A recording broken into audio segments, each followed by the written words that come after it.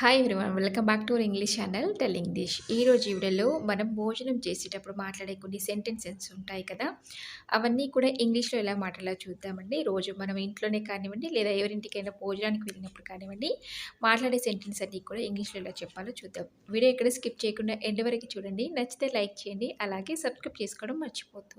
ముందుగా ఈరోజు భోజనంలోకి ఏం చేసావని మనల్ని ఇంట్లో వాళ్ళు అడుగుతూ ఉంటారు కదా, లేదా అలా అడగాలి అనుకున్నా కూడా what did you prepare for lunch today, what did you prepare for lunch today అని ఇంగ్లీష్లో అడగాలి. అలాగే నేను అన్నం పప్పు ఇంకా రోటీ చేశాను అని చెప్తూ ఉంటాను కదా, అలాంటప్పుడు I have prepared dal roti and rice, I have prepared dal roti and rice అని చెప్పాలి. అలాగే మీరు భోజనంలోకి ఏం తీసుకుంటారు లేదా ఏం తింటారు అని అడుగుతుంటాం కదా, అలాంటప్పుడు what do you eat for lunch, what do you eat for lunch అని అడగాలి. అలాగే నేను 2 రొట్టెలు అలాగే 1 కప్పు అన్నం ఇంకా పప్పు తీసుకుంటాను అని చెప్పాలనుకోండి. ఇంకేమైనా కూడా చెప్పుకోవచ్చు మీకు నచ్చినవి.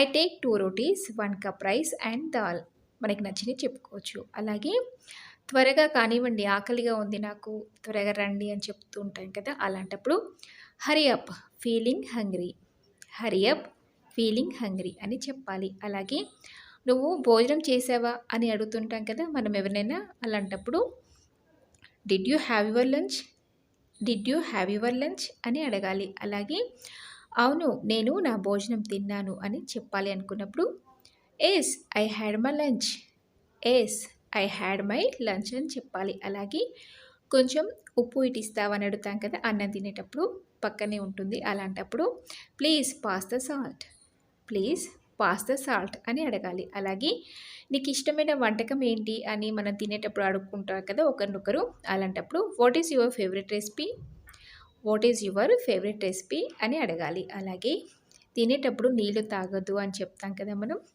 తిన్న తర్వాత ఒక హాఫ్ అన్ అవర్ తర్వాత తాగుతాం కదా మనం, అలాంటప్పుడు don't drink water while eating, don't drink water while eating అని చెప్పాలి. అలాగే మంచి భోజనం పెట్టినందుకు ధన్యవాదాలు, మనం ఎవరి ఇంటికైనా వెళ్ళినప్పుడు కానివ్వండి చెప్తూ ఉంటాం కదా, అలాంటప్పుడు thanks a lot for the nice lunch, thanks a lot for the nice lunch. Dinner అయితే లంచ్ ప్లేస్లో డిన్నర్ అని కూడా చెప్పొచ్చు. చూసారు కదా, అన్నీ కూడా మనం చేసేటప్పుడు మాట్లాడే సెంటెన్సెసే.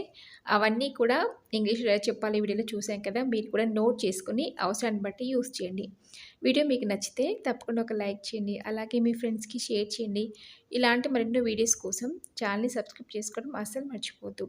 Thank you for watching.